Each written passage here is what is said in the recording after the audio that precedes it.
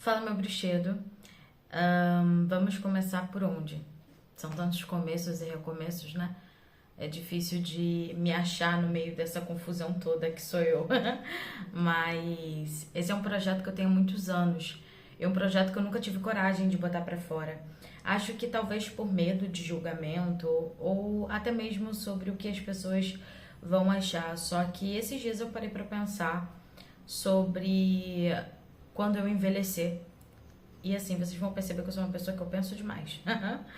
E que quando eu envelhecer, eu gostaria de ter um lugar que eu pudesse me ver mais nova e, sabe, ver tudo que eu passei, tudo que eu conquistei, tudo que eu perdi. Porque eu acho que isso deve dar uma satisfação muito foda no final da nossa vida. Então eu acho muito importante esse tipo de relato.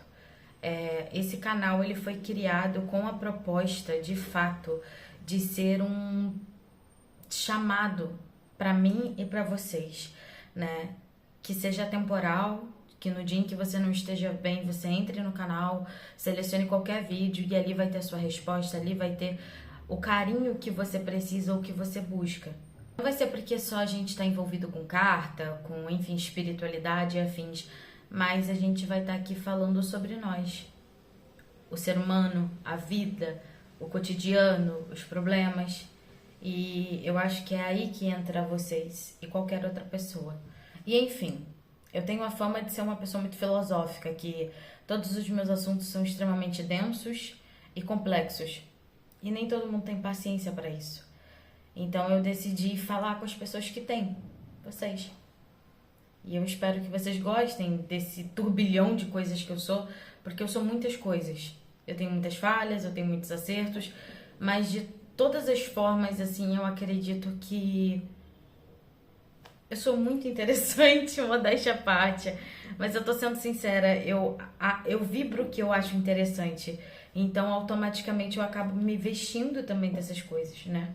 Enfim, não sei o que vocês pensam sobre isso, mas eu espero que vocês gostem e que vocês se sintam em casa, porque aqui é um lugar onde ninguém vai julgar ninguém e cada um dentro do seu processo, dentro da sua existência, para com o mundo, para com as experiências do dia a dia, né, que sejam acolhidos e amados por todos aqui dentro, tá bom? Então bora lá. Bom, a proposta que eu achei assim que seria interessante, num formato legal de trazer pra gente, né, seria falar sobre a nossa vida atualmente. E assim, atualmente aconteceram muitas coisas, né, dentro da minha vida, dentro da minha rotina, do meu cotidiano, que mudaram muito a minha percepção sobre quem eu sou, a minha percepção de quem eu quero ser. Então entra muito naquele looping de será que eu sou aquilo que eu realmente acreditei ser por tanto tempo? Ou será que foram só as pessoas que me incentivaram a ser assim? Ou foi só a minha criação? Ou foi só o meu jeito de me defender? Porque a gente tem que entender que para com o mundo a gente é um, mas aqui dentro a gente é vários, né? A gente tende a demonizar essa questão de mudar, principalmente na vida, porque se ontem você falou que você era uma pessoa que acreditava em unicórnios e hoje você é uma pessoa que diz que você odeia unicórnios, pronto, você é a pessoa mais mentirosa do mundo. Você é a pessoa mais falsa do mundo, porque ontem você disse que gostava de unicórnios, hoje você diz que odeia. Mas as pessoas, elas são mutáveis. A vida é mutável. A pessoa que eu fui ontem não é a pessoa que eu consigo ser hoje. Se estamos em constante mudança, é interessante que nós saibamos diferenciar as coisas.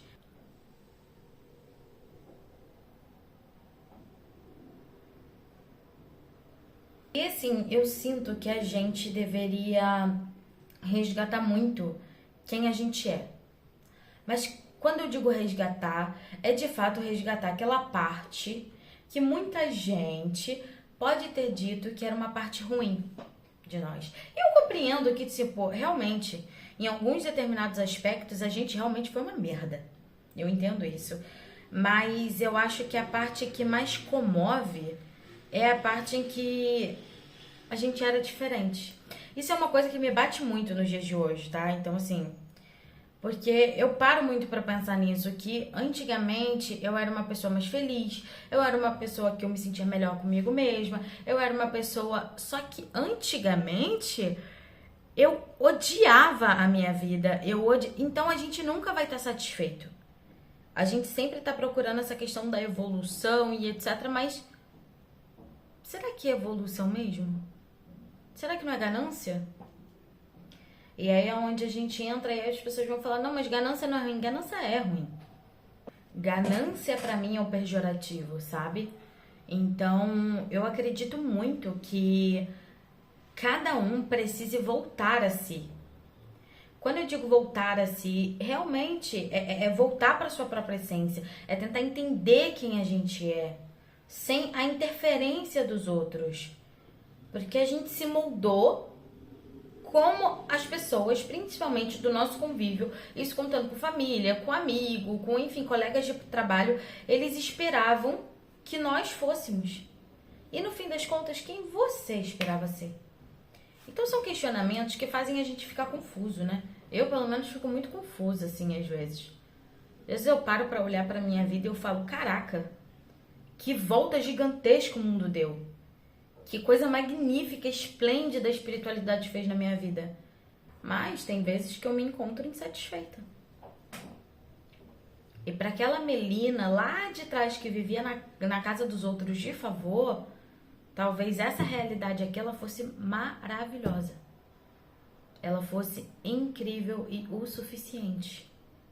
Mas estando na posição que eu estou hoje, às vezes eu me pego infeliz também. E não é isso que a gente deve olhar? Que a gente se coloca nessa posição de uma pessoa que tá insatisfeita. Ai, que nossa, eu não posso fazer nada pra mudar. Poxa, nada acontece.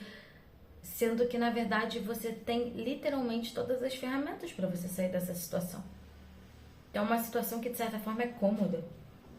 É cômodo não ter que se indispor com si mesmo. Acho que essa é uma frase muito boa e que resume. Porque quando a gente para de querer ouvir os outros e querer trazer a gente de acordo com o nosso prisma, com a nossa perspectiva de quem somos, quando a gente faz essa alteração, a gente tem que se esforçar para se entender. E ninguém quer isso. Ninguém quer ter esse trabalho. Só que às vezes é esse trabalho que vai preencher essa parte vazia que a gente sempre teve. Que às vezes a gente tenta preencher com amor. Às vezes a gente tenta preencher com atitudes. Mas consequentemente que a gente vive tentando preencher de forma disfuncional. No fim das contas, eu acho que somos todos responsáveis pelo estado atual da nossa vida, sabe? A gente passa tanto tempo buscando justificativa, querendo falar ou justificar ou culpar um outro, ciclano, fulano, bertano, espiritualidade. E no fim das contas, o maior responsável por tudo isso somos nós, sabe? É a gente que é permissivo, é a gente que é sonso, é a gente que é omisso, é a gente que é hipócrita.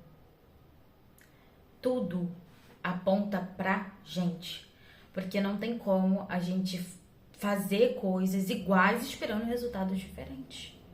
Então, no fim das contas, eu sinto que quando a gente, sabe, tá passando por esses processos de nossa, quem eu sou, nossa, porque muitos falam sobre o autoconhecimento dentro da magia, dentro da bruxaria, e o quanto isso é importante, e o como isso é foda, e etc. Só que poucas pessoas entendem que o autoconhecimento é você se conhecer.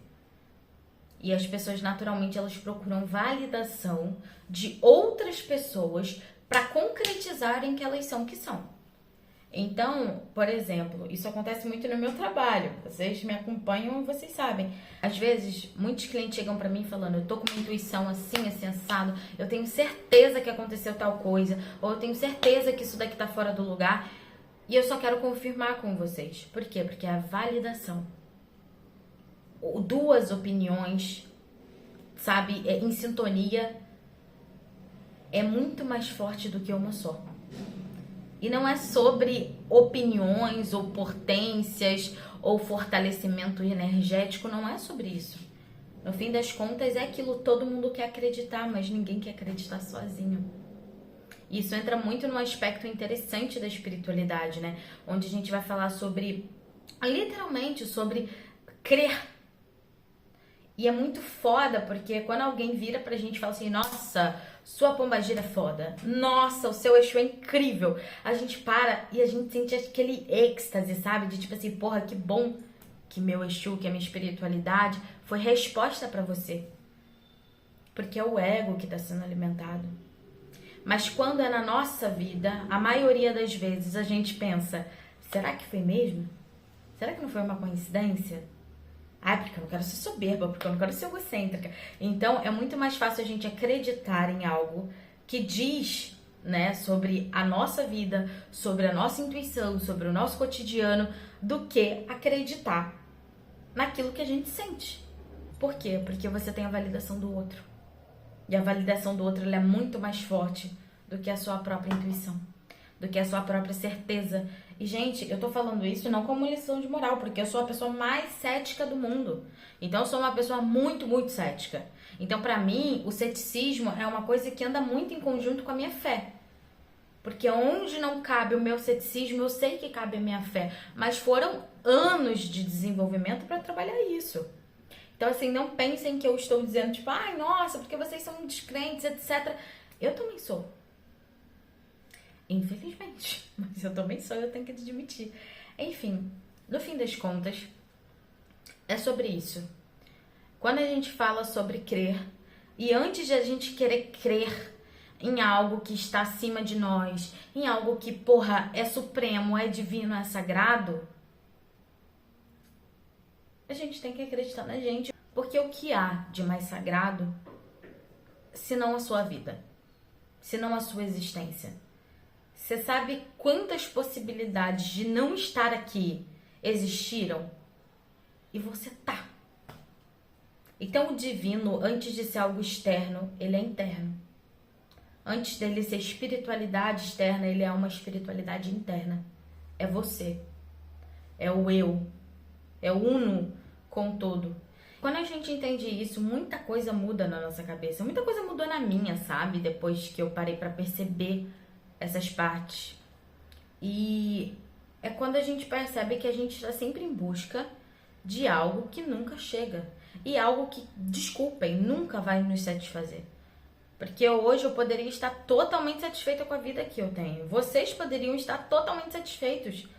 É só a gente fazer um exercício básico.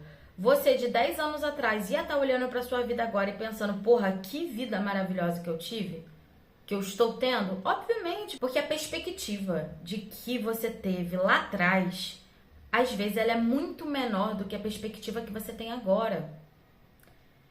Então, é a gente olhar para o nosso passado e aprender com ele.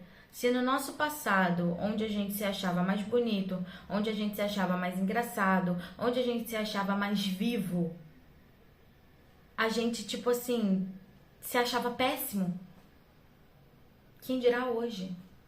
E foi pra isso que eu queria esse canal, pra poder olhar pra mim e falar, caraca, olha como eu tava bonita, olha como eu era inteligente, olha como eu falava, porque no fim é sobre isso, vocês não acham? No fim, a única coisa que a gente leva daqui é lembrança. Então, que a gente faça a nossa vida ser digna de ser lembrada. E não pros outros, pra gente. É deitar a cabeça no travesseiro e pensar, caraca, eu tô vivendo pra cacete. Porque eu acho que uma das carências que mais são latentes para as pessoas hoje em dia é a falta do sentimento de estar vivo. E essa é a parte mais difícil de todo o processo. Então, eu espero que esse vídeo, que esse formato, enfim, que tudo isso tenha vindo pra você como uma resposta. Às vezes pra você olhar pra dentro, às vezes pra você olhar pra fora, às vezes pra você confiar em si, às vezes pra você parar de confiar nos outros, às vezes pra você simplesmente se ouvir e parar de querer validação das pessoas. No fim é sobre nós.